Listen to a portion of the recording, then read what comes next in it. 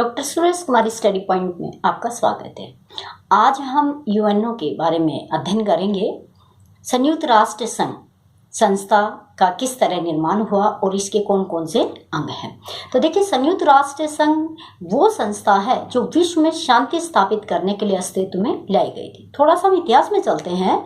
1914 से लेकर 1918 तक प्रथम विश्व युद्ध चला और उस युद्ध के बाद संसार में शांति कायम हो, इसके लिए एक राष्ट्र संघ स्थापित किया गया था।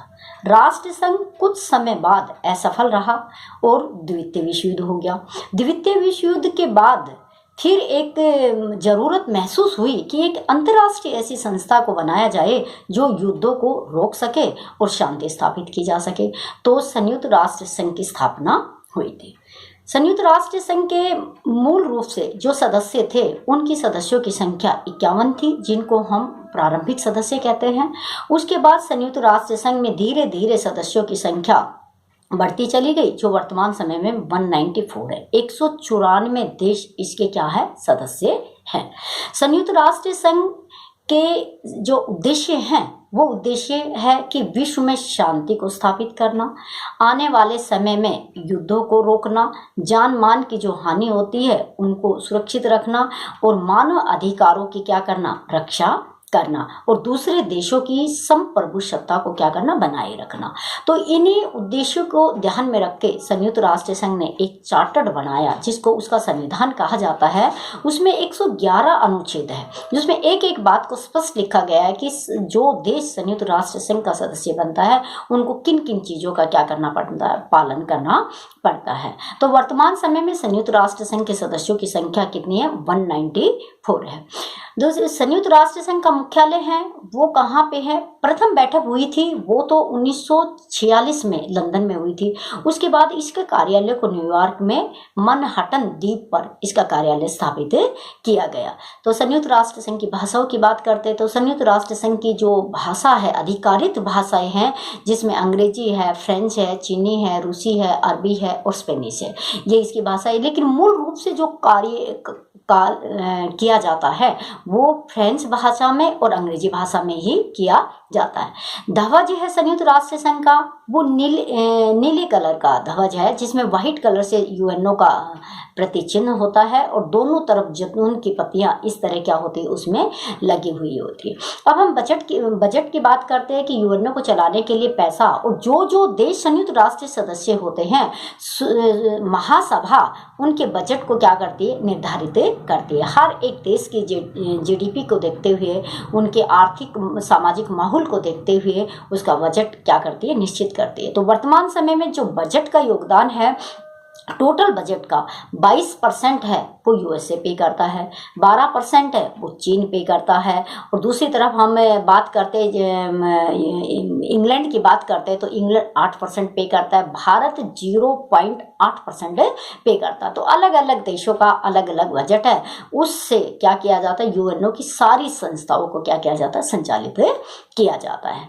इसी के साथ अब हम देखते हैं कि यूएनओ के अंग कितने हैं। तो यूएनओ के 6 अंग हैं, जिनमें प्रथम है महासभा, दूसरा है सुरक्षा परिषद, तीसरा अंग है इसका न्यास परिषद, एक चौथा अंग है आर्थिक और सामाजिक परिषद, और फिर अंतर्राष्ट्रीय न्यायालय और सचिवालय। अब देखिए इनका काम क्या होता है। पहली महासभा है, महासभा को विश्व की संसद कहा जाता है। तो विश्व की संसद के अंदर जो देश यूएनओ का सदस्य बन गया है वो अपने देश के सदस्यों को वहां पे भेजता है। तो कितने देश सदस्य, हर एक देश 5 सदस्य भेजता है, 5 अल्टरनेटिव सदस्य भेज सकता है। लेकिन जब वहां पे वोटिंग होती है तो उनको अलग अलग न करके एक देश का एक ही वोट क्या होता है, मान्य होता है। तो महासभा के अंदर क्या होता है कि जितने भी काम होते हैं उन पे जो चर्चा होती है वो महासभा में होती है। जितने भी अंग है यूएनओ के वो अपनी वार्षिक रिपोर्ट महासभा में क्या करते हैं, पेश करते हैं, और महासभा अपने अंदर से एक अध्यक्ष और एक उपाध्यक्ष को क्या कर लेती है, नियुक्त कर लेती है। तो महासभा में सदस्यों की संख्या कितनी हो गई, 194 को गुना 5 कर लीजिए तो 940 सदस्य वहां पे होते हैं। लेकिन वोटिंग होती है जब 194 से ही उनको क्या किया जाता है, माना जाता है। तो महासभा जब कोई भी काम करती है तो निर्णय लेने के भी दो तरीके होते हैं, एक साधारण बहुमत के लेती है 50% होने चाहिए, और एक होता है 1/3 बहुमत से होते हैं। जो चार्टर्ड से रिलेटेड होते हैं उनको 1/3 से निर्णय लेने का अधिकार है, और बाकी 50% से निर्णय ले सकती है। तो महासभा का कार्यकाल बैठक होती है वो सितंबर माह में आयोजित की जाती है, और वर्ष में एक बार इसकी बैठक इसके मुख्यालय न्यूयॉर्क में होती है। दूसरा हम बात करते हैं सुरक्षा परिषद की। सुरक्षा परिषद को एक तरह से ये कहा जाए कि ये कार्यपालिका है इसकी, ये जो भी परामर्श या फिर आदेश या फिर सलाह देती है तो महासभा में उन्हीं चीज़ों को पहुंचाया जाता है।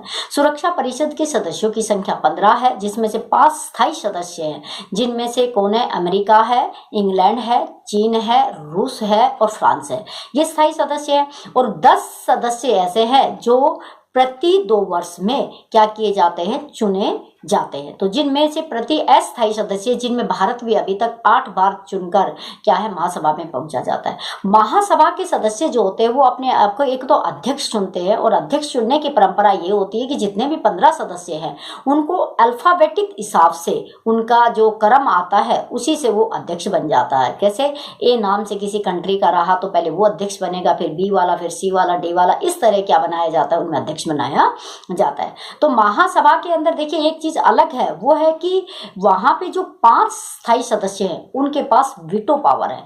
अस्थायी सदस्य है वो सामान्य सदस्य होते हैं। जब कोई भी निर्णय लिया जाता है तो कई में तो ऐसा होता है सिर्फ 9 सदस्यों का निर्णय लेना अनिवार्य है। तो जो साधारण इश्यूज होते हैं और जो बहुत ही स्पेशल इशू होते हैं उनमें स्थायी सदस्यों का होना क्या होता है, बहुत जरूरी होता है। उसमें स्थायी सदस्य कई बार क्या करते हैं कि साथ नहीं देते, तो वो अपने मन मर्जी करते हैं, तो उसको वीटो पावर कहते हैं। अगर वो सदस्य सदन में उपस्थित नहीं है तो उसको वीटो पावर नहीं कहा जाएगा, और सदन में उपस्थित होते हुए किसी के पक्ष में वोट ना करके विपक्ष में करता है तो उसको हम क्या कहते हैं, वीटो पावर कहते हैं। उसके बाद आती है आर्थिक और सामाजिक परिषद। इसमें सदस्यों की संख्या 54 होती है, जिनमें से 18 जो सदस्य होते हैं, 1/3 सदस्य प्रति 3 वर्ष के बाद क्या सेवानिवृत्त हो जाते हैं और उसमें नए चुन लिए जाते हैं। और सामाजिक और आर्थिक नाम से ही प्रसिद्ध है कि इसका काम होता है कि विश्व के सामाजिक और आर्थिक उत्थान के लिए क्या करती है, काम करती है। ये भी अपने एक को अध्यक्ष और उपाध्यक्ष को क्या कर लेती है, चुन लेती है। फिर आती है न्यास परिषद। ये कुछ अलग परिषद है, न्यास परिषद।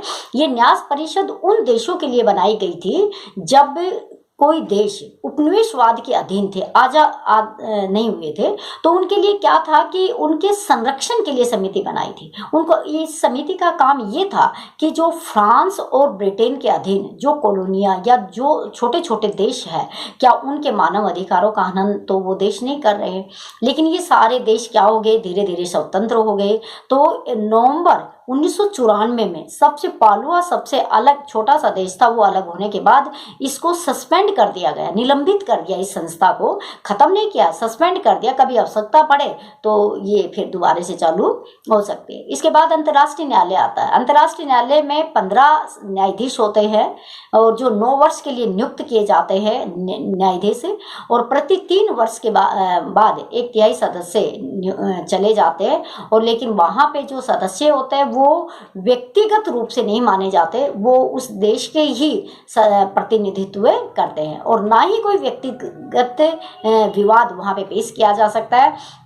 अंतर्राष्ट्रीय न्यायालय में भी वही विवाद आएंगे जो 194 जो देश है उनके आपस में कोई संधि हुई है और किसी ने संधि का उल्लंघन किया है तो वो अंतर्राष्ट्रीय न्यायालय में वो जाएगा, वहां पर उसका क्या किया जाएगा, समाधान किया जाएगा। इसके अलावा अंतर्राष्ट्रीय न्यायालय है कुछ अनिवार्य कार्य भी करता है, परामर्श भी का काम करता है। जो महासभा और सुरक्षा परिषद कभी कभी परामर्श का चाहती है, विशिष्ट एजेंसियां परामर्श चाहती है तो उनको कानूनी परामर्श का काम भी करता है। और ऐच्छिक अनिवार्य काम करता है। कभी भी अगर एक देश दूसरे देश की संप्रभुता पर हनन करता है, उसका उल्लंघन करता है, किसी के साथ व्यापार के लिए कोई समझौता किया, उसका उल्लंघन किया, तो इस तरह के मामले होते हैं वो अंतर्राष्ट्रीय न्यायालय में जाता है। और अंतर्राष्ट्रीय न्यायालय का कार्यालय हेग में है जो नीदरलैंड में पड़ता है। फिर आता है सचिवालय। सचिवालय इसका एक तरह से कार्यालय कहा जाता है और सचिवालय का अध्यक्ष होता है जिसको महासचिव कहा जाता है। वर्तमान समय में सचिव कौन है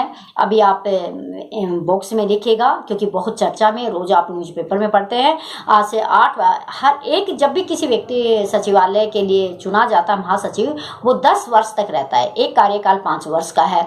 आपने बहुत नाम सुना, बुतरस गाहली, जिनके समय में बहुत सारे इसमें काम किए गए थे, और उसके कोफी अन्ना जो गहना के थे, आपने उनका भी बहुत नाम सुना। बान कुन का नाम दक्षिण कोरिया के थे, उनका सुना।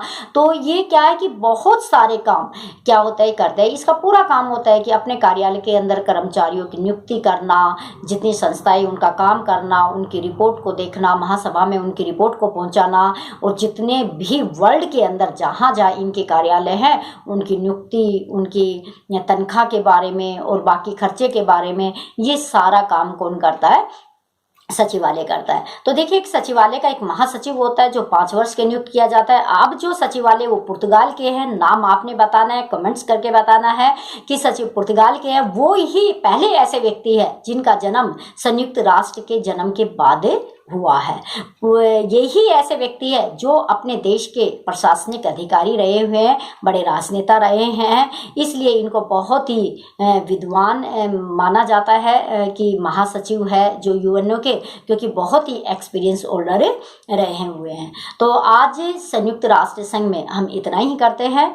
बाकी का जो इसकी एजेंसियां हैं उनको हम दूसरे वीडियो में क्या करेंगे, शामिल करेंगे। और मुझे उम्मीद है कि आप लोग वीडियो देख रहे हैं तो वर्तमान समय में महासचिव कौन है ये आप कमेंट्स बॉक्स में लिख के मुझे ज़रूर बताइएगा। वीडियो देखने के लिए आप लोगों का बहुत बहुत धन्यवाद। आपसे अनुरोध है कि आप इस वीडियो को शेयर कीजिए, सब्सक्राइब कीजिए चैनल को और लाइक कीजिए। धन्यवाद।